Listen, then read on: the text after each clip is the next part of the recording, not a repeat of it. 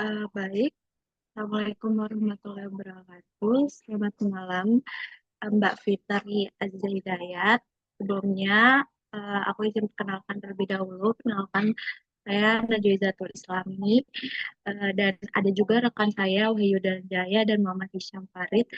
Tujuan kami di sini sebenarnya ingin mewawancarai Mbak Fitria eh, terkait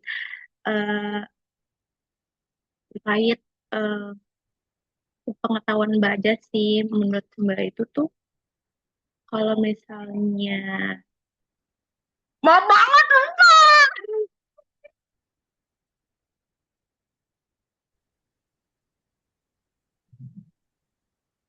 Baik, Assalamualaikum warahmatullahi wabarakatuh. Selamat malam Mbak Fitaria.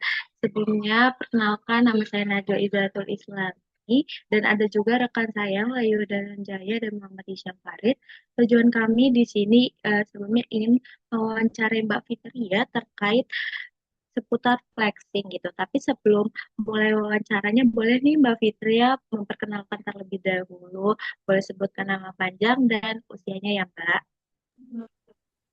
Baik, perkenalkan nama saya Fitria Aziza Hidayat, usia saat ini 20 tahun. Oke, baik Mbak. Nah, mungkin untuk pertanyaan seputar flexing akan dipaparkan oleh rekan saya, yaitu Wahyu Dana, dipersilakan. Oke, baik. Kita mungkin tanpa lama-lama lagi kita masuk untuk pertanyaan pertama ya, Kak. Eh, untuk yang pertama ini belakangan ini kan pasti sering ya mendengar kata-kata terkait apa kata-kata atau kalimat atau sebuah tindakan terkait flexing di kehidupan sehari-hari. Nah, menurut saudari ini flexing itu apa sih? Menurut saya, kalau flexing itu kalau yang terjadi di sosmed gitu, kayak memamerkan harta gitu atau kekayaan sih. Sepengetahuan saya sampai di situ.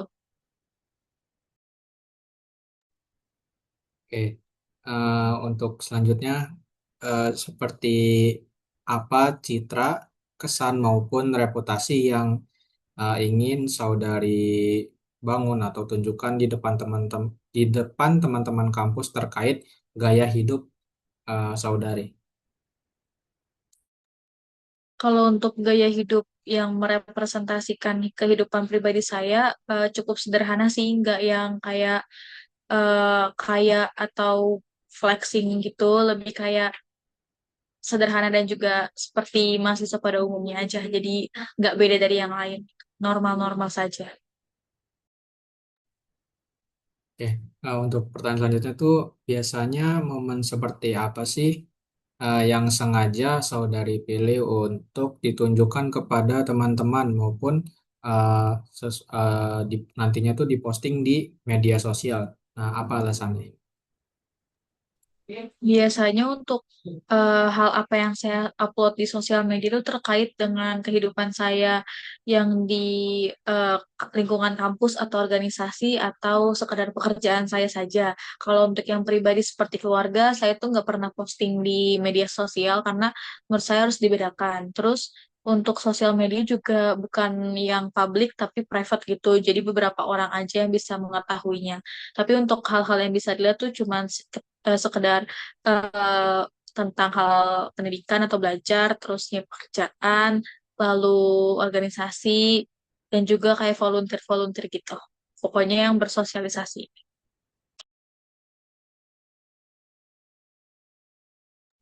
Oke, untuk pertanyaan selanjutnya nih, apakah ada perbedaan antara kehidupan asli saudari saat di rumah dengan apa yang memang sengaja ditunjukkan atau ditampilkan di depan atau di hadapan di dalam lingkungan pertemanan saudari? Kalau untuk perbedaan pasti ada ya sedikit banyaknya. Kalau di sosial media kan kita hanya menampilkan yang memang versi terbaik diri kita aja. Tapi kalau di rumah sendiri pastinya orang-orang rumah udah mengetahui gitu sisi terlemah saya apa gitu. Jadi kayak yang saya tampilkan hanya yang ketika saya emang proper gitu untuk ditampilkan. Tapi kalau untuk di rumah ya saya kembali menjadi diri saya sendiri gitu. Tapi bukan berarti kalau saya upload itu bukan diri saya, cuman versi terbaiknya aja yang ditampilkan seperti itu. Oke, untuk pertanyaan selanjutnya nih, saat melihat teman dekat yang punya barang baru yang mungkin itu mahal atau bisa jadi yang gaya hidupnya mewah, itu apa sih yang saudari pikirkan? Lalu nantinya tuh bakalan dijadikan sebuah eh, perbandingan diri sendiri. Apakah ada gitu? Kalau teman-teman saya kebetulan memang cukup banyak juga yang berkecukupan gitu ya. Jadi udah biasa ngelihat hal-hal yang kayak yang diupload itu hal yang maksudnya dalam artian materi gitu ya. Dan saya ngelihatnya sih biasa aja jujur dan juga kalau emang mereka mengupload suatu pencapaian atau barang-barang yang mahal cukup ikut senang aja gitu. Apalagi kalau teman deket kan. Jadi kita supportive aja. Oh, berarti eh, nggak pernah kayak ngebandingin diri sendiri gitu dengan kayak teman sendiri kayak oh kok dia bisa kayak gini ya sedangkan gua atau saya tuh nggak bisa kayak gini gitu. Oh, kalau untuk membandingkan, kayaknya nggak sampai se ekstrim itu ya. Cuman kayak kalau lihat pencapaiannya, paling cuman, oh berarti mereka udah melalui berbagai hal untuk mencapai tujuan, pencapaian itu. Jadi lebih ke motivasi aja. Cuman kalau untuk yang membandingkan banget, bukan tipikal yang membandingkan sih, seperti itu. Oke, baik. Mungkin dari saya pertanyaannya cukup sekian. Selanjutnya akan dilanjutkan oleh Saudari Najwa. Waktu dan layar dipersilakan. Oke, baik. Terima kasih Wayu atas kesempatannya. Sebelumnya aku izin buat meneruskan pertanyaannya Mbak Fitri. Jadi, kalau misalnya nih Mbak, ada teman Mbak yang melakukan aksi pamer terhadap barangnya atau hartanya yang ada, apakah Mbak Fitri akan berpengaruh kayak merasa kayaknya saya harus beli barang itu deh, atau malah sebaliknya gitu, Mbak Fitri nggak melakukan aksi FOMO yang ada. Nah, sebenarnya di sini pengen nanyain perasaan apakah itu akan berpengaruh dengan Mbak Fitri atau enggak? Kalau jauh ini belum ada punya temen yang sepamer itu. Paling ada satu satu orang, cuman bukan temen dekat gitu. Tapi kalau untuk temen dekat kayaknya nggak ada ide yang pamer-pamer gitu. Cuman kalau seandainya ada, kayaknya saya bukan tipikal yang akan tergerak untuk membeli barang cuman karena hal itu mahal banget. Tapi kalau emang nggak cocok itu belum tentu dibeli sih seperti itu.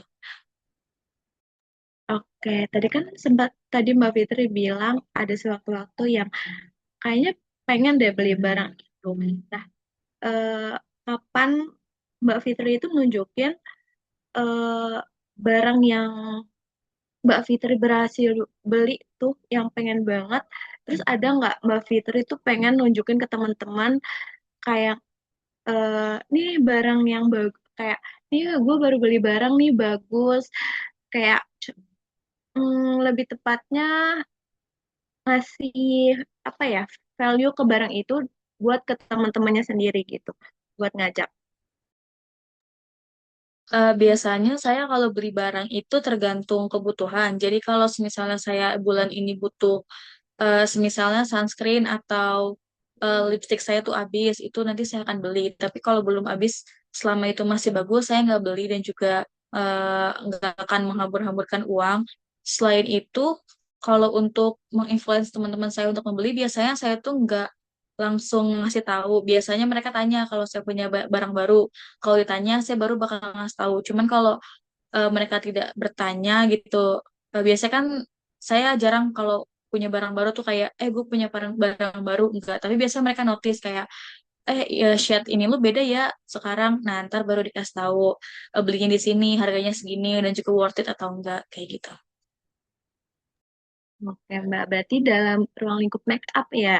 Nah, mau nanya nih dalam ruang lingkup temannya Mbak Fitri, ada nggak sih standar terkait barang-barang atau make up yang harus dipakai dengan Mbak Fitri yang harus setara kayak contohnya make upnya harus bermerek eh, yang mahal gitu kayak Glow to Glow atau eh, kayak terkait barang-barang yang bermerek gitu atau lingkung pertemanannya yang sehat gitu atau bagaimana Mbak Fitri?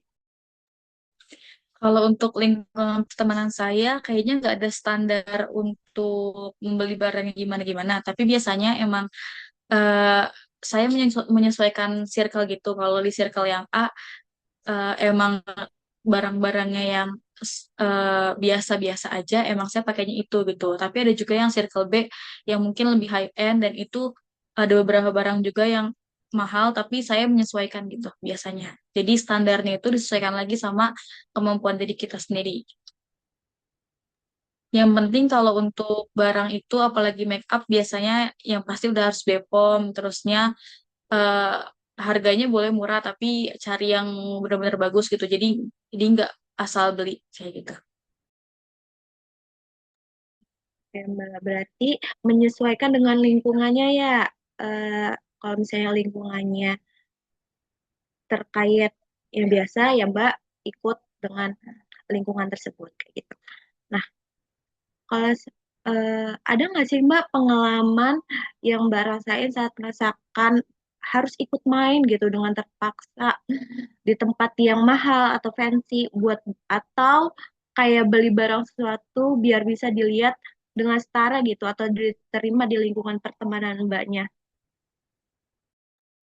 Pertanyaannya menarik banget, tapi kalau untuk saya bukan tipikal orang yang gampang untuk di approach atau di attach gitu. Jadi kalau emang biasa teman-teman saya juga udah ngerti kalau saya tuh lebih nyaman kalau main atau kumpul itu di rumah. Jadi kayak saya selalu ke rumah teman saya yang dari sini gitu. Kita selalu catch up di tempat rumahnya.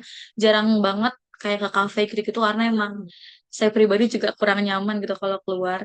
Dan kalau sekali-sekali pernah, cuman kalau sekali-sekali kita emang udah rencanain gitu nanti ngapain aja. Cuman kalau yang keseharian gitu saya jarang sih kalau ke tempat yang seperti itu. Oke Mbak, mungkin ada pertanyaan terakhir nih dari saya sebelum dilanjutkan dengan rekan saya.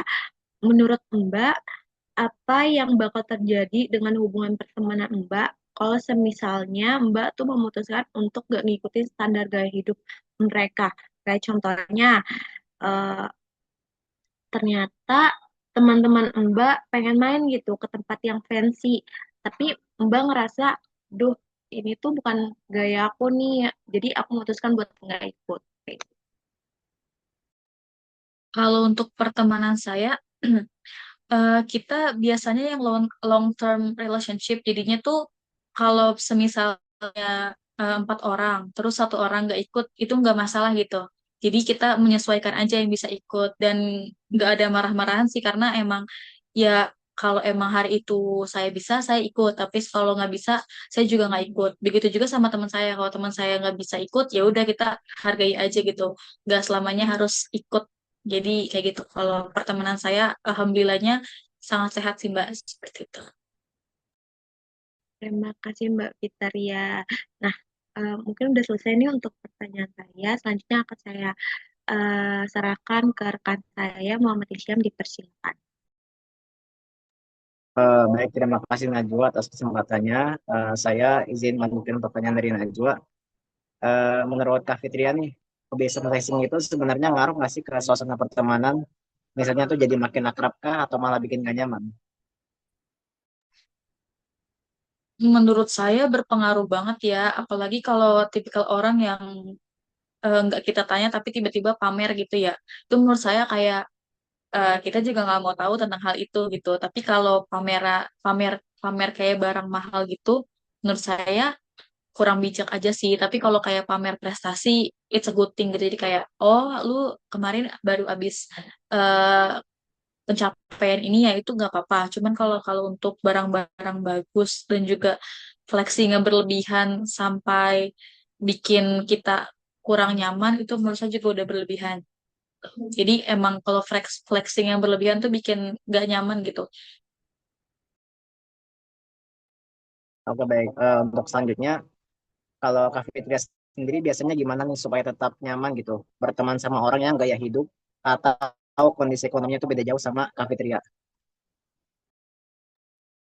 Kalau saya, tapi sejauh ini belum ada sih Kak. Jadi biasanya kita walaupun nggak sama ekonominya, cuman mindset sama pemikiran kita tuh udah sama, jadi kayak nggak terlalu ngebebanin gitu. Tapi kalau orang yang eh, terlalu flexing, kayaknya saya belum terlalu berteman dekat sama orang yang seperti itu deh. Oke, baik. Untuk selanjutnya, menurut Kak Fitria sendiri, adanya flexing itu bikin Kak Fitria itu lebih gampang nggak menyesuaikan diri atau malah jadi beban gitu? Kalau untuk saya, eh, mungkin bisa keduanya ya. Kalau ada temen yang kayak gitu, mungkin sekali dua kali saya akan menyesuaikan. Jadi kayak, oh iya kayak gini-gini. Cuman makin lama kalau diterusin juga jadi beban tersendiri kan. Kayak kita juga harus menyesuaikan keadaan kita gitu. Jadi tergantung situasi kalau saya. Oke, untuk pertanyaan terakhir, gimana nih cara Kak Fitria menerima keadaan diri sendiri waktu nggak bisa ngikutin gaya hidup teman-teman? Kebetulan saya emang udah punya apa hobi dan juga jadwal untuk diri saya sendiri. Jadi kalau saya pun nggak hangout sama teman-teman, saya tahu hari ini harus ngapain. Kayak misalnya harus nonton drakor kah, atau harus dengerin podcast kah, saya udah tahu gitu. Jadi saya emang punya beberapa teman dan juga teman yang sangat dekat, tapi saya bukan tipikal orang yang bergantung ke teman gitu. Jadi kalau teman yang emang nggak bisa, saya berdiri sendiri aja gitu. Kalau saya bisa sendiri ya nggak apa-apa seperti itu. Oke, baik. Terima kasih Kak Fitria atas jawabannya. Selanjutnya saya kembalikan kepada Najwa. Oke, baik. Udah selesai, sudah wawancara kita malam ini dengan Mbak Fitria. Mungkin sebelumnya aku ingin ngucapin terima kasih banyak banget nih sama Mbak Fitria karena udah mau ngulangin waktunya di wawancara kita seputar flexi ini. Nah, sebenarnya aku mau ngucapin permohonan maaf sebesar-besarnya apabila selama berjalannya eh, wawancara ini ada perkataan atau yang sikap kami yang kurang mengenakan ke Mbak Fitria. Mungkin aku izin bertutup wawancara kita pada malam hari ini. Wassalamualaikum warahmatullahi wabarakatuh. Terima kasih banyak, Mbak. Waalaikumsalam, sama-sama, sukses selalu ya teman-teman. Terima kasih. Makasih.